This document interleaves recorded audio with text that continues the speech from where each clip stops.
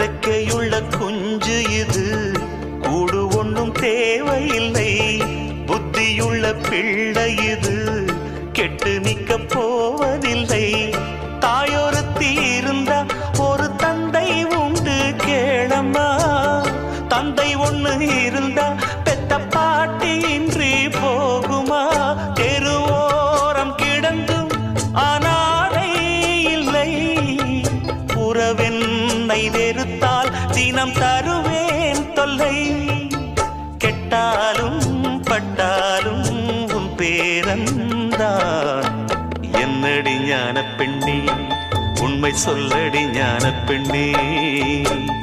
நடந்தால் 2 அடி, இருந்தால் 4 அடி. நடந்தால் 2 அடி,